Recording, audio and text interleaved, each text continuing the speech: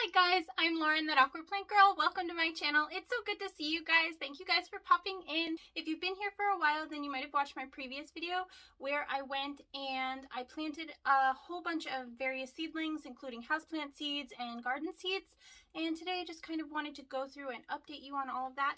And that's kind of the plan. It should be short and sweet unless I talk for a really long time. Which we'll see, because I tend to do that. But yeah, make sure you subscribe if you're interested in all the planty awesomeness, and let's get into it. Alright, so first up we have these Monstera seedlings. They have grown amazingly well. I put 2 in soil in each of these. You can see a little bit of the seedling is still sticking out here, and it's actually not breaking down. It's become part of the root system, which is really fascinating. And then here is this whole Monstera right here. And then this one is actually putting out a second leaf right here. And then this one over here goes down here and it's putting down a second leaf as well. And then we have this little Monstera. So they popped out fairly quickly and grew up fairly quickly. They already have secondary nodes there in addition to their roots. So, and then these two were both soil.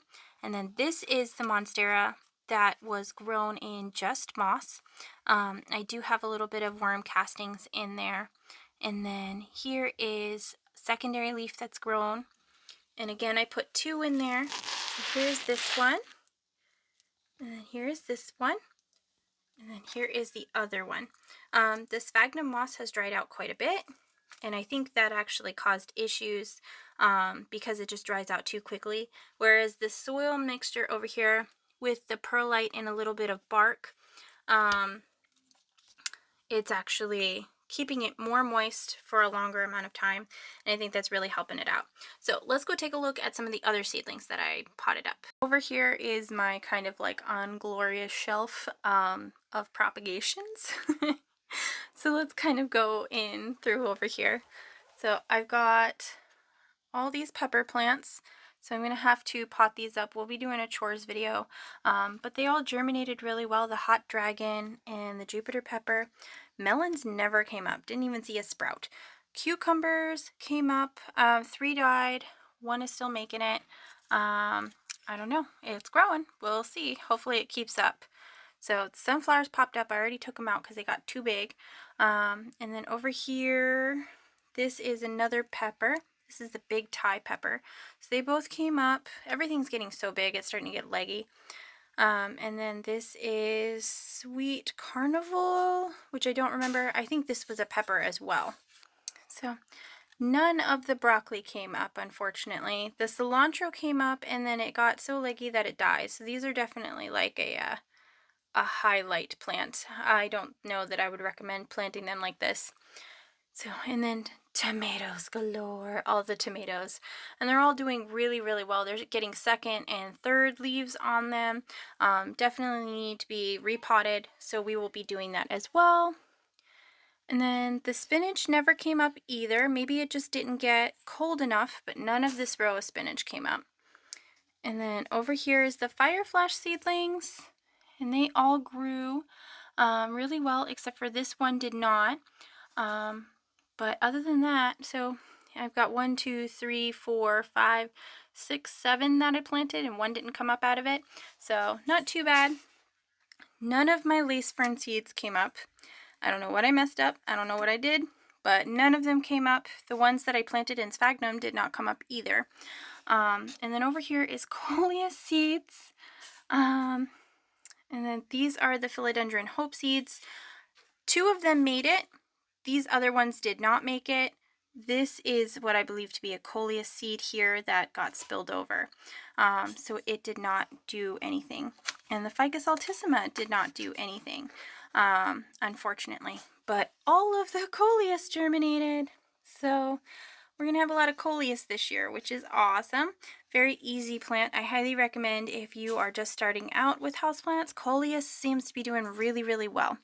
The ficus altissima is a tree, so I am just going to assume that it needs a little extra time.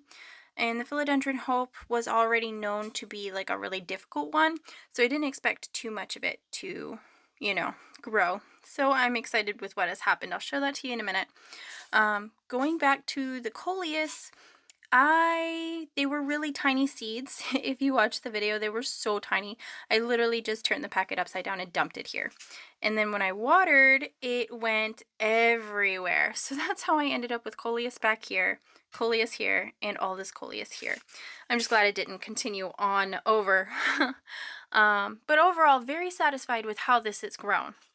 So let's get to the Philodendron hope seeds. So right up here is kind of what I have going on with it. It is just a jar, and then in order to keep the humidity in, I put this plastic cup over top of it. So let's take a peek in, and I can show you what's going on with it. So it's got aerial roots, it's got whole nodes developed, it's got multiple leaves. There's 2 in there. I should have, you know what? We'll come back to this one in a little bit. I should have taken the lid off to let this condensation come down so you could see the foliage better. So we'll come back to this in just a little bit, probably closer to the end of the video so that I can actually show you what the foliage looks like. But it's actually doing so well. The leaves are getting so huge. And they have really juicy, fuzzy roots. I don't know if you can see, but we'll come back to this in just a minute. I'll leave this off and let the condensation out, and then we'll come back to that.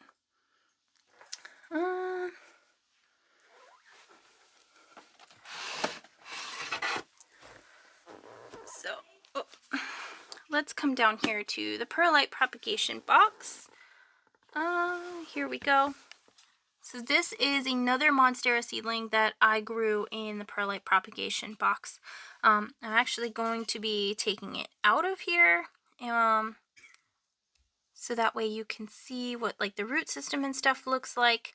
But this is a great propagating medium for it, so pretty excited about that. I've got a lot of other stuff going on in here. This is all the Philodendron Camposportuanum that I talked about chopping up last week. And then this is the other Monstera seedling that I potted up or planted in here. So you can see that it's a little wrinkled because the lid closes on it. So I think I'm going to pull that out today as well. Maybe I'll do like a TikTok on it, or maybe I'll show you guys. I don't know. We'll see how long this video is. But yeah, they're a little wrinkled and crinkled because of the lid, and they just need more space in here. So we might actually have to do all of these and pot all of these up. And yeah. So the story with this is I had one more Monstera seedling, and I decided just to plop it in the sphagnum just to see how it did. Sorry, I've got all kinds of stuff going on. But no surprise, once again, it totally thrived. You can see this sphagnum is the New Zealand sphagnum, and it's starting to come back to life. So it's totally grown. It's got its own little seedling there. It looked like, I can't tell if it had another one or if that is a new one that's trying to grow. It's a little difficult. The lighting's not so good over here. But yeah, begonia galore. And then I've got some peperomia, some Hoya. There's just a ton of stuff in here. But yeah, so basically any way you want to propagate the Monstera seedlings, good on you. It works out really well, as long as you pre-soak them in advance. So, yay! And then in here, here we go. So, alright, so then in here I wanted to show you, these are little corms from the, the Calathea rufibarba. So the fuzzy velvet Calathea. These are 2 little corms that just totally grew. All new little plants. Little baby plants. Look how tiny they are. There you go. You can see how tiny they are. They're so cute. And these are those Epipremnum marble queens. So totally just stuck nodes in here, some of them with 1 or 2 leaves, and some of them had root rot, some of them were just total wet sticks, and they have all thrived beautifully. So there's that. And then this over here is a global green cutting that I have for a friend, and that's rooted and pushing out new growth as well. I have a whole global green plant that I got, so I wanted to take a cutting and root it for a friend. So I know these were not plants that were in need of updates, but yeah, I just wanted to share them anyway, especially these baby Calathea rufibarba, because not a lot of people know that you can grow Calathea from corns and from little root offshoots. So a lot of times people will just give up and throw the whole plant out. But you can just pot it in some sphagnum moss and high humidity and watch them grow. So, and then this is a whole mess. Basically, I had to chop up my, oh shoot, what's it called? Hoya Australis. I had to chop up my entire Hoya Australis. So this is what ended up happening with it. And yeah. And it's just in a perlite propagation because Hoya prefer perlite propagation for the most part. They tend to rot in sphagnum. So this is what I have going on, and that is what I have done with it. And then I do have some left. It had gotten to the point, like, this Hoya kept getting underwatered, so it had gotten to the point where it had edema. At least that's what I assumed it was, but the edema continued to spread, and I didn't know whether it was a fungal issue or edema, so I chopped up everything that was still good that wasn't showing any signs of it, and now I am rerooting that. So I do have the original plant and the strands that look like they have edema, so I do still have those. And this was just such a pain in the butt to cut up, and the footage that I got from it was so terrible that I didn't feel comfortable putting it in a video for you guys. And honestly, that is saying a lot because a lot of my footage is not that great. I did not go to school for camera working. So I ended up saving that plant, and you let me know what you think. Worst comes to worst, it was just edema and I chopped a plant for no reason, and now I have a whole bunch of that plant. And best case scenario, or I guess that was the best case scenario, but like with the worst case scenario is that part of the plant dies and then I still have these cuttings and it's okay.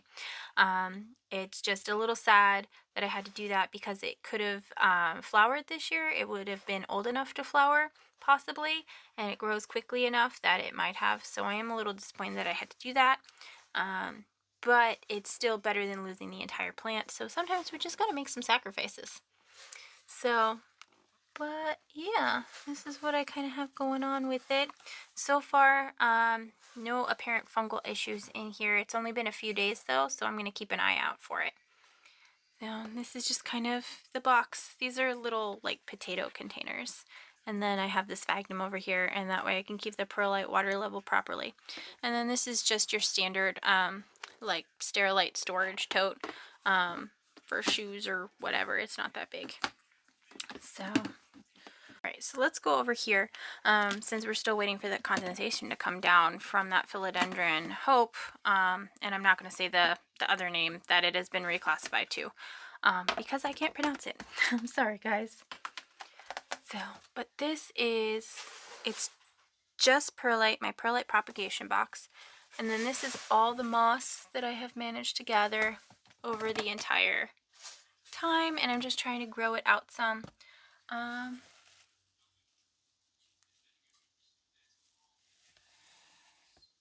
don't know if you can tell, but it's actually already starting to grow here. And there's just so many different kinds of moss in here. And it's all growing really, really well. So there we go. But this is just my perlite storage, and then I have extra perlite storage here. This is just a plastic lid. This is just a plastic lid that I put the moss in, and then I have covered in plastic wrap, and it just gets the grow light from right up there shining down, and that's how these are currently growing. So, oh my gosh, this is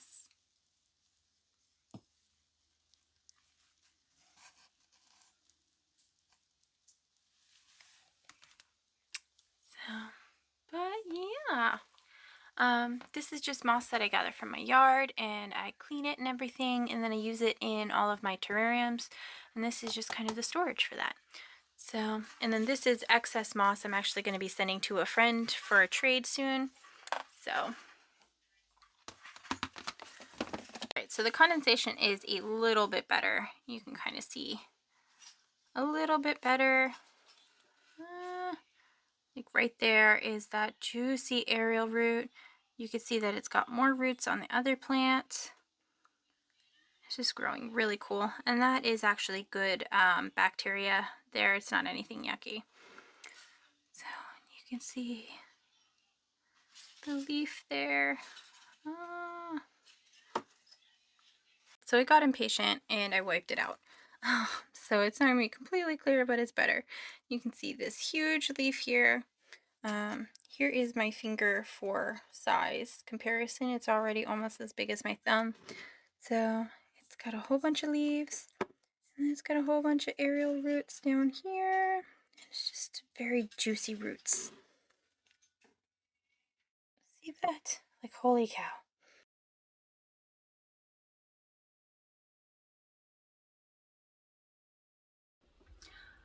Alright guys, gotta say I'm pretty thrilled with how things kind of ended. I'm pretty happy with how the seeds are growing and whatnot. Still holding out hope for those ficus seeds, but I'll look into it and see what's going on and what happened with those. But yeah, the Monstera seedlings came out really, really well. Can't say I'm disappointed with that at all. So definitely highly recommend Coleus and Monstera seedlings if you are just getting into planting your houseplant seeds. Those fire flash seeds are really awesome as well. Any one of those three would be great for you if you're a beginner into this like me. And yeah. Alright, I've got more fun things coming up. I've got a bunch of alocasia I need to go and film now, so I'm going to go do that, and I hope you have a wonderful day, and I will see you in the next one. Bye!